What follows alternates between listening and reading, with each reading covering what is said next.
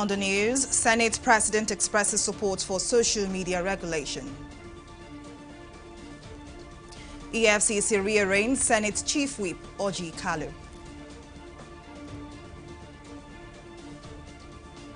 And FG to ban flight to UAE and Netherlands.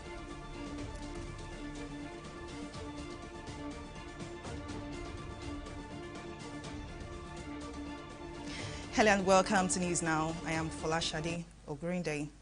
President of the Senate, Hamid Lawan, is giving a hint that he is in support of regulating the social media. Lawan, in his lecture at the National Defense College on Tuesday in Abuja, spoke on how social media has been used to disseminate misinformation, which is posing a huge challenge to leaders across the country.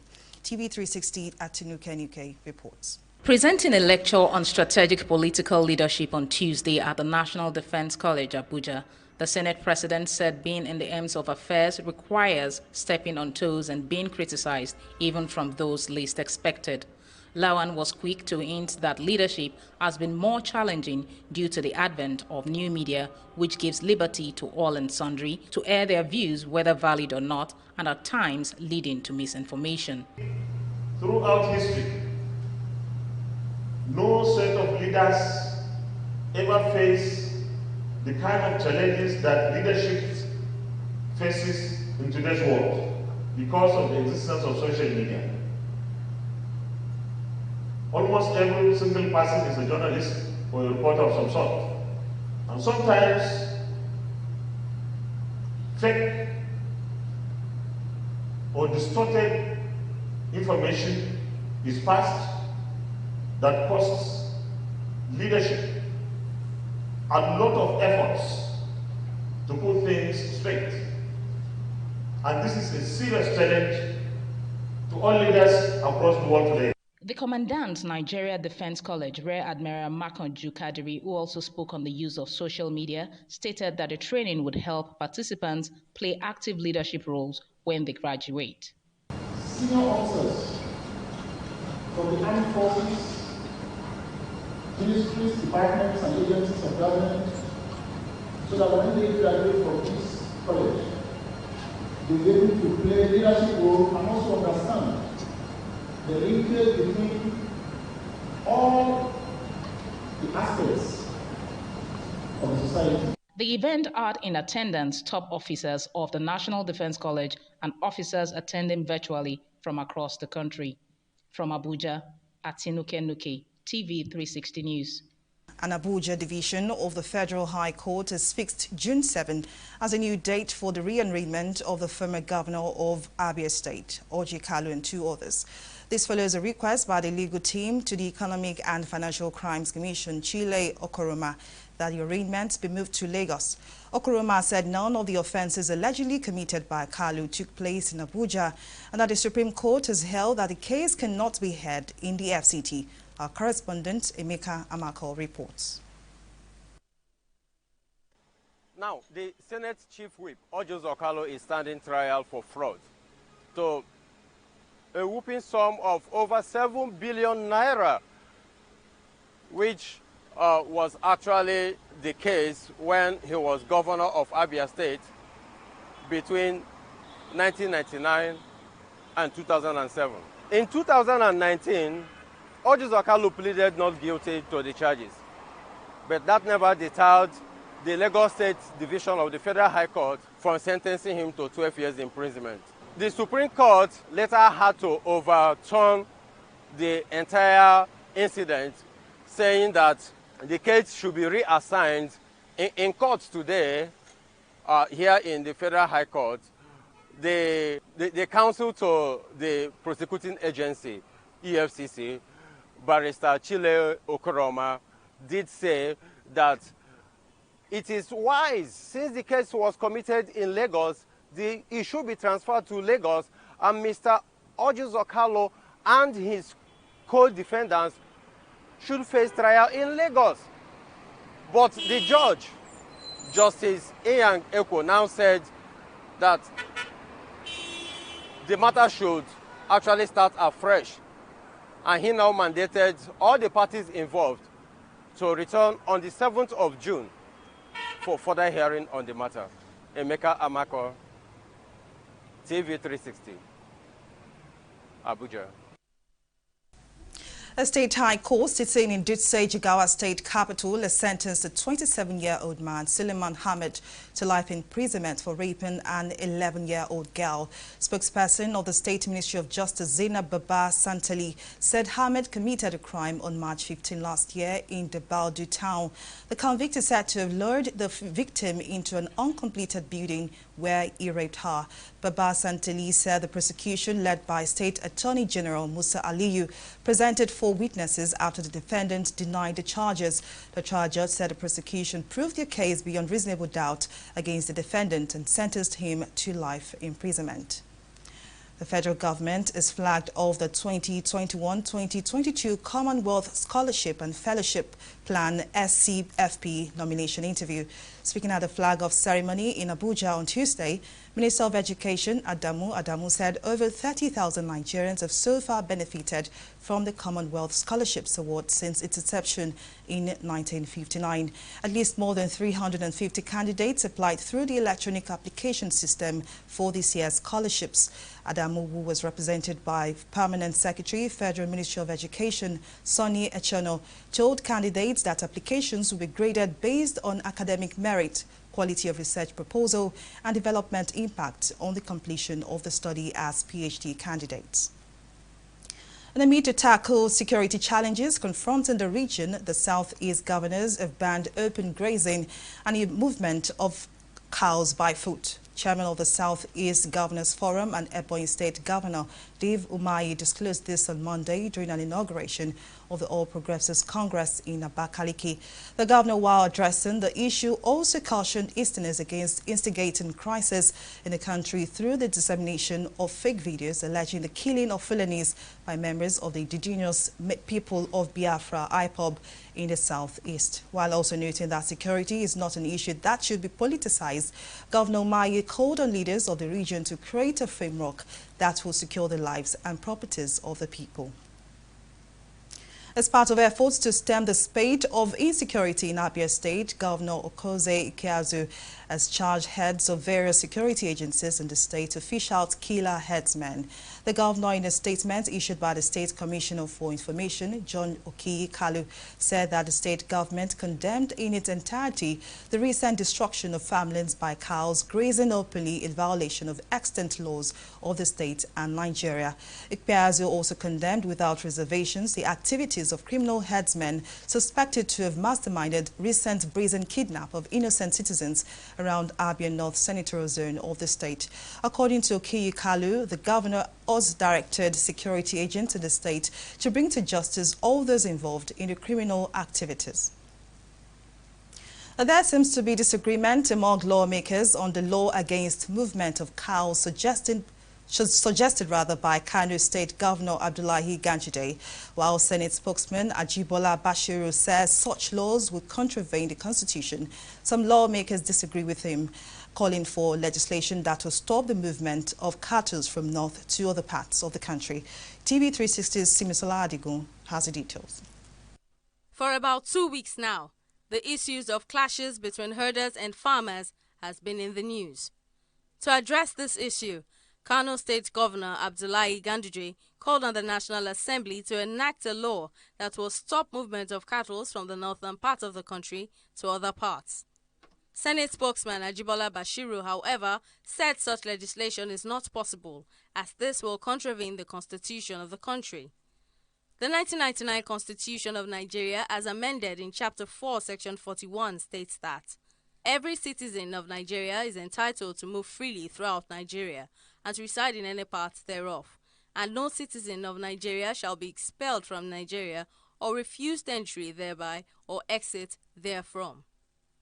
But some other lawmakers did not share this view. Minority Leader of the Senate, Abiodun Olujimi, and Senator Francis Fadahunsi disagree with the Senate spokesman on the issue. Olujimi said, "If enacted into law, it resolves what we are facing at the moment across the country, though it may look discriminatory as it is not good enough for us as a country because we ought to live together as one. But happenings at the moment are scary, frightening, disgusting, disheartening and damning." For Senator Fadausi, the freedom of movement as guaranteed in the Constitution is not absolute. There is no way you will move cattle, whether in trailers or by inside the bush, that will not cause problem between the resident farmers and the owners of the area. When the cattle move, they destroy the farms. Automatically, we are expecting farming very soon because of a lot of destruction. Then when they move in trailers, I observed them when I was in Yobe. They move, a whole trailer moves with more than 10 graduated Alumanjiris to Lagos alone. As for the spokesperson, Ajibola Bashiru, who said that if you restrict the animals, if you have that legislation to contravene the Constitution, I don't think that is correct, because the Constitution, under the fundamental right, provides for the movement of persons. That persons have free movement and all that. That law was not made for animals. So we must look at the peculiarity of our situation. The Constitution did not say that the freedom of movement is guaranteed for you to take your goods or cattle to disrupt other people's business, because the same Constitution that gives you the freedom to move about has also given the other person the freedom to own properties, and such properties should not be trespassed. The lawmaker said federal government must look into porous borders across the country, which serves as entry point for insurgents and armed militia to move into the country unhindered. The security agents along the borders, the borders are porous. The north, during dry season, there is no border. Everything is open. Even if you go to Daura, you see that everything is open. Now, when there are bandits, kidnapping even custom officers, kidnapping police, kidnapping even soldiers, killing soldiers, automatically you know that we have emergency at hand. There is no way a custom officer will man a border in Gamburu Gala, in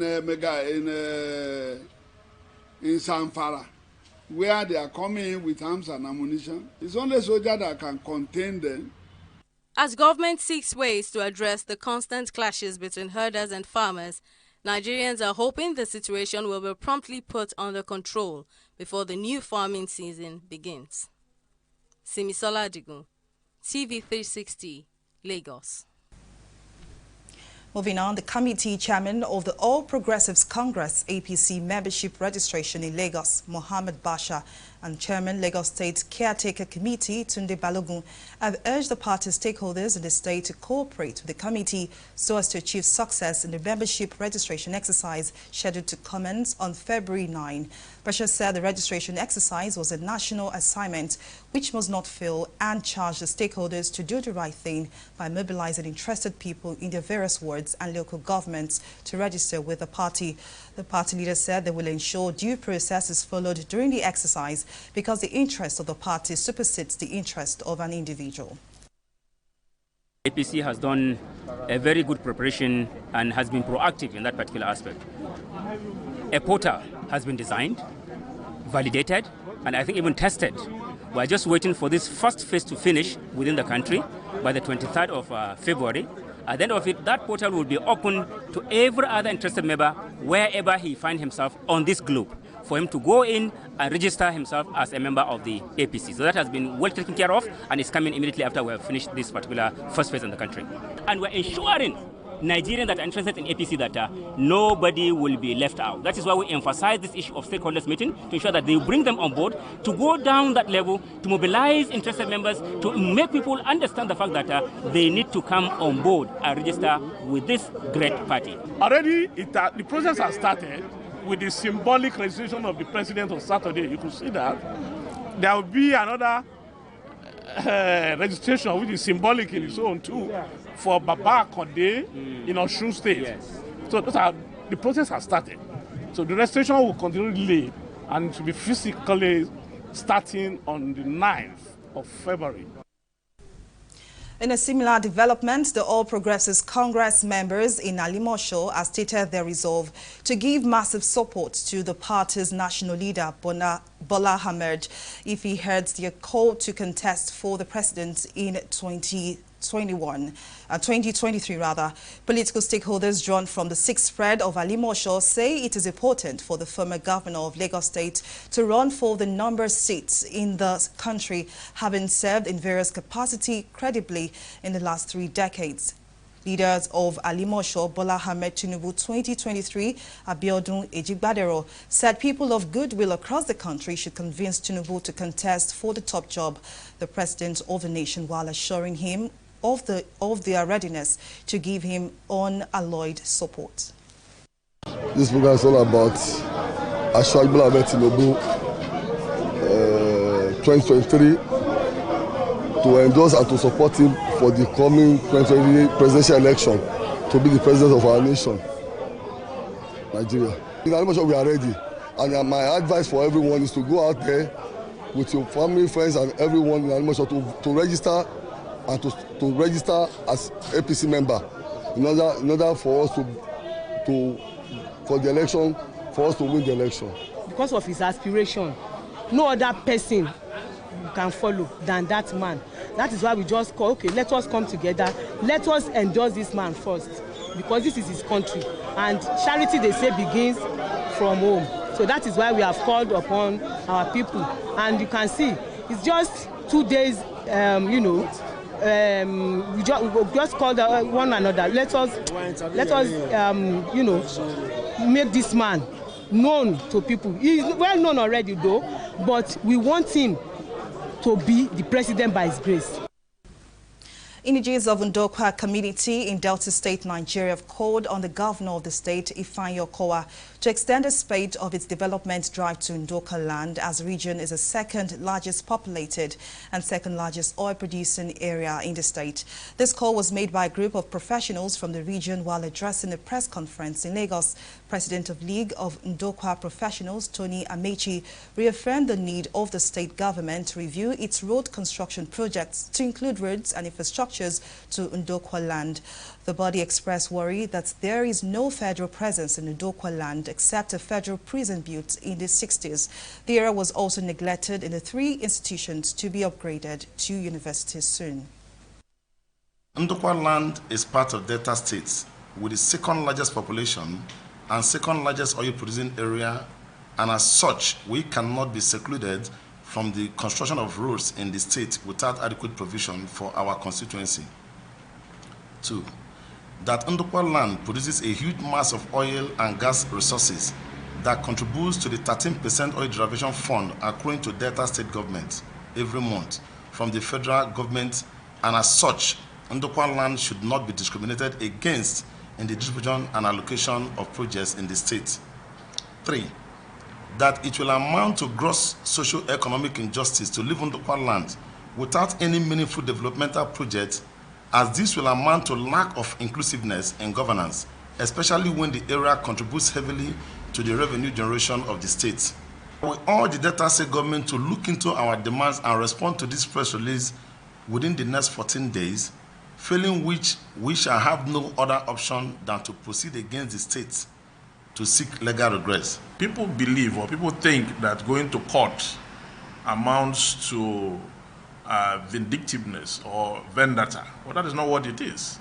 It is the avenue, the channel that is open to anyone who is aggrieved, okay, to seek legal redress. And what you do there is to call the attention of the court, the authority, to the dispute at hand, and then make a case with evidence, and then get judgment accordingly, and then ask that the judgment be enforced. We'll take a break here, but still to come. Presidential Task Force on COVID-19 says Kogi State is high-risk state.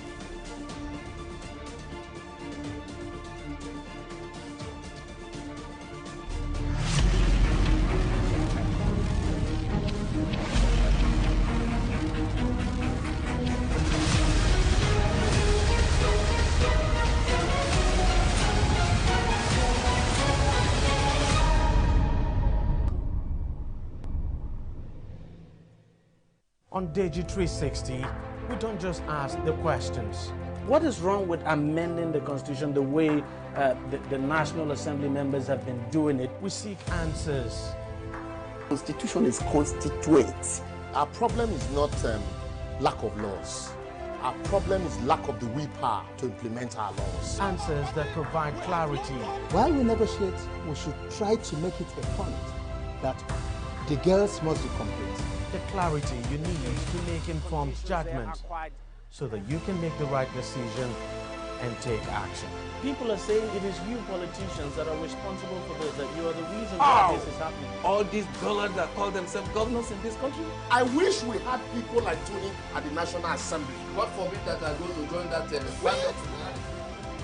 TV360, providing clarity to issues.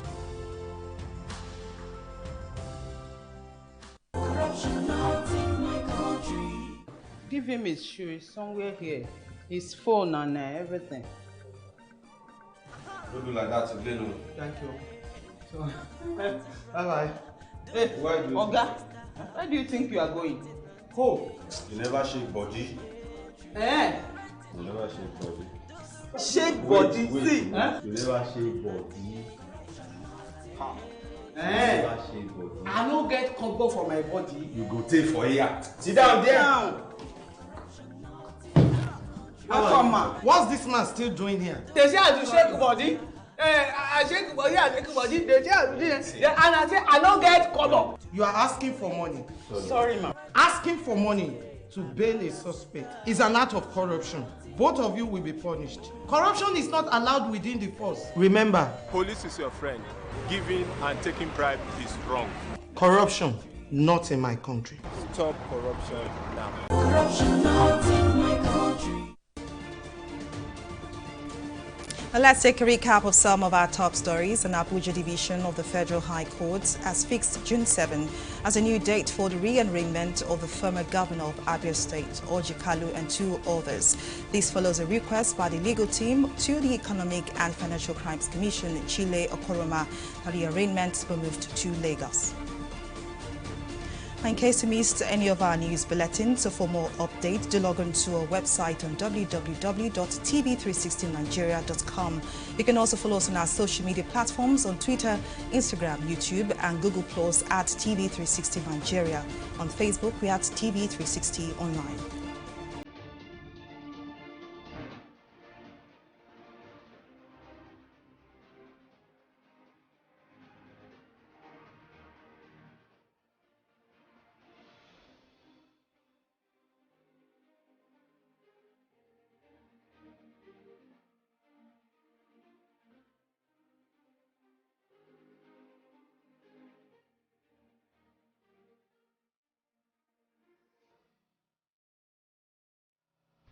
Let's turn our attention now to COVID-19 updates and stories. The Nigeria Center for Disease Control, NCDC, has announced that 75 health workers across the country have tested positive for COVID-19 during the past 1 week. This was disclosed by the Director General, Chikwe Ihekwazu, at the national briefing of the Presidential Task Force on COVID-19 on Monday in Abuja. Ihekwazu, during his address, urged Nigerians to be vigilant and extra careful to minimize the spread of the infection. TV360's correspondent, Abisola Adebayo, has the details in his next report. In the fight against the coronavirus pandemic, all frontline health workers must be protected at all costs. This is the submission of the federal government as over 75 health workers tested positive for the COVID-19 in the past 1 week. In this regard, the Nigeria Center for Disease Control, NCDC, is set to launch the rapid diagnostic test kits in more health facilities over the next 1 month to protect healthcare workers across the country. In the last 1 week, we had 75 healthcare workers infected in Nigeria. So we're very worried about this. We can reduce this risk. We're hoping that by rolling out the use of RDTs, more health facilities will have access to this over the next month, and this will really become a major tool in protecting ourselves, understanding the infection among ourselves, and understanding what we'll need to do. On the efforts of the federal government to acquire doses of the COVID-19 vaccines, Minister of Health has expressed concern Over the scramble for the limited quantities of vaccines around the world, the health minister called for global equity in the distribution of the COVID-19 vaccine to ensure full eradication of the pandemic. A spokesman of the World Health Organization over the weekend estimated that 95% of all vaccines manufactured globally so far have gone to 10 wealthy, powerful countries. We join the WHO in calling for global equity in the allocation of vaccines, since COVID-19 is a threat to mankind and not just to one country alone. Besides, the Director General of the World Health Organization has repeatedly stated that no country is safe until all countries are safe. In a bid to manage the spread of the infection, the Presidential Task Force declared Kogi State a high-risk state for refusing to acknowledge the existence of the disease. States that are not testing are probably much more higher risk than the states that currently we know as high-burden states.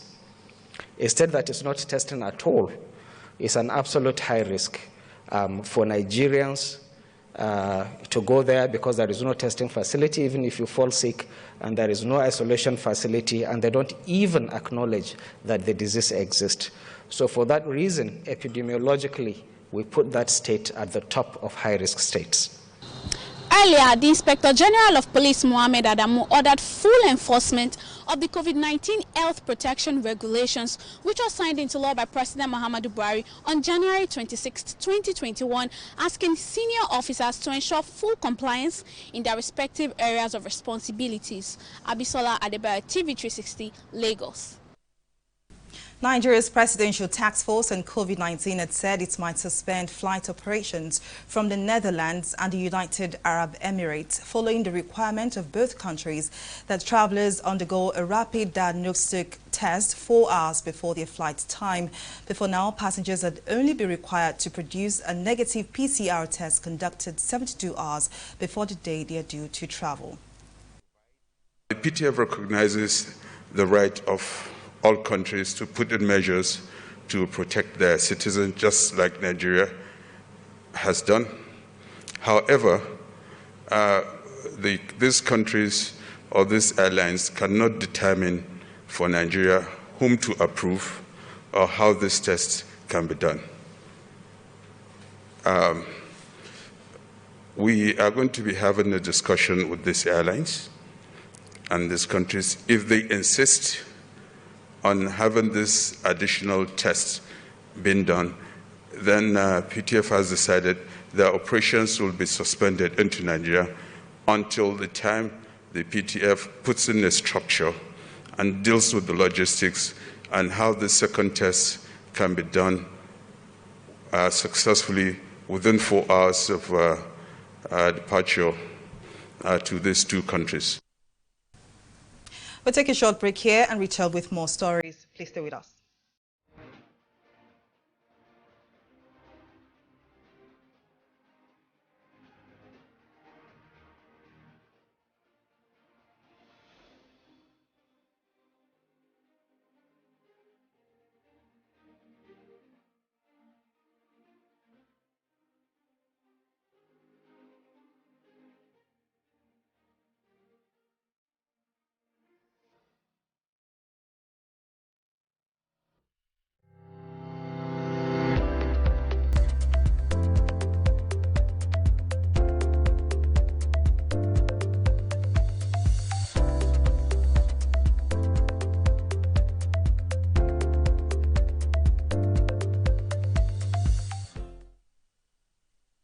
Welcome back. Let's now join Abisola Adebayo to bring us up to speed in the latest in the world of business and stock market.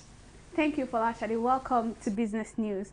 Crude oil prices rallied to their highest level in more than 2 weeks as expectations strengthened on energy demand picking up globally. British-based oil contract Brent crude rallied by 0.78% to trade at $56.77 a barrel, while West Texas Intermediate futures gained 0.80% to trade at $53.98 a barrel. The world's leading oil giant Saudi Aramco predicts energy demand will return to pre-COVID-19 levels later in 2021, adding that it is confident that the worst of the COVID-19 pandemic is now in sight.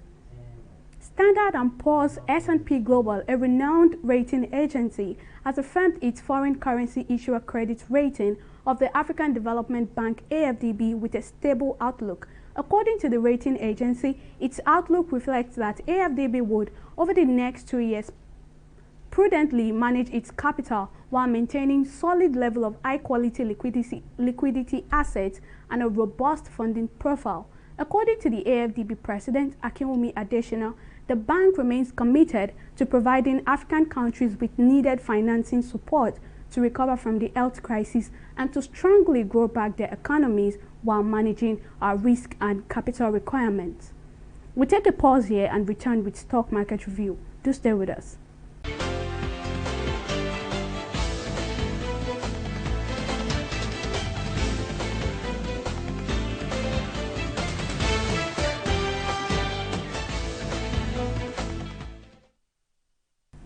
The bears took full reign of the Nigeria stock market as the bourse continued its losing streak, with today's trading session impacted by losses, of course, recorded in large and medium capitalized stocks. Nigerian breweries saw its share price shed 2 naira to close at 61 naira. WAPCO also recorded a 2 naira loss to close at 21 naira. It's closely followed by Ardova and BOC Gas. The market capitalization of listed equities shed 1.64 trillion naira today to record 21.99 trillion naira to record 42,043 basis points. Moving on, today's trading saw 556 million shares exchanged at 7,100 deals to close at 4 trillion naira today. Meanwhile, our top gainers and the bearish run of events, renewed profit making was seen across the market spectrum as stocks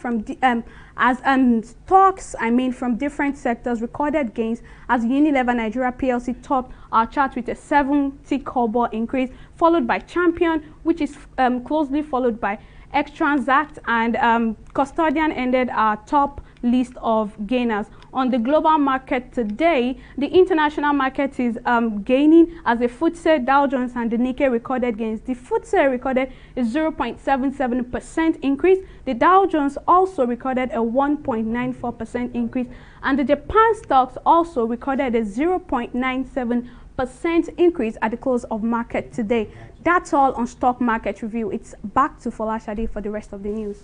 On the foreign scene, 3 Al-Shabab militants have been killed and several others injured after a first gun battle with the Somali National Army near a town in Somalia, the administrative capital of Galmud State. Mayor of the town, Moilam Geda Koro, said the troops from SNA and Galmud State carried out an offensive against Al-Shabab militants who attacked the town with mortar shells overnight to disrupt an ongoing consultative meeting between President Mohamed Farmajo and leaders of the federal member state. The Al-Shabab fighters claim to have attacked the town overnight and hold 10 mortar shells to terrify senior government officials and regional leaders attending a consultative forum on forthcoming polls.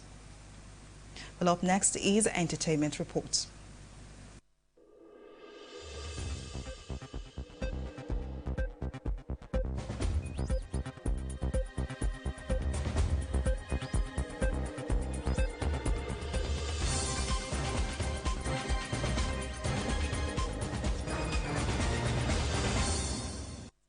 Popular music talent reality show Nigerian Idol is finally back for its 6th season after nearly 6 years of break. The new season, which will air on Africa Magic channels on a yet-to-be-confirmed date, will see Ace TV and radio personality Ike Osakioduwa perform host duties, while Sheishe, DJ Sose, and music executive Obi Asika have been confirmed as the season's judges. The show, which was formerly called West African Idols, is credited for producing singers like Timi Dakolo, Omaomi, Mercy Chinwo, amongst others. Moving on, Nigerian singer Joeboy has released the track list to his debut album, Somewhere Between Beauty and Magic. The 14-track album is produced by A-list producers in the country, mixed by Oxygen Mix and mastered by E. Kelly, Oxygen Mix and Hair. According to the Nobody Crooner, being able to create records that are life-changing is one of the greatest gifts to humanity, which he expressed gratitude for. Late last year, Joeboy released a new single titled Lonely. With it came the announcement that his debut album is due to be released later that month, which was not released. The album is however set to drop on February 4 via Banco Music/Empower Africa. That's all we have for you on entertainment segment of News Now.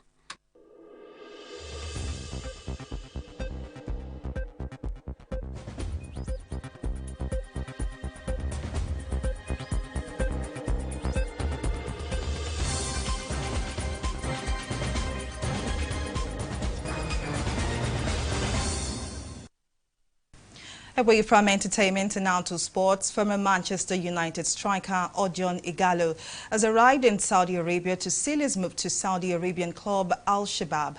In a series of pictures uploaded on his social media handles, Ighalo thanked God for the safe landing. Ighalo, who was on loan at Manchester United for a year, will have his medicals ahead of a permanent deal with the Saudi Arabian club. The 31-year-old agreed to personal terms on a 2.5-year deal with Al-Shabab. The Saudi transfer window is open until February 7. And that's it on our package. Thank you for watching. I am Folashade Ogrinde.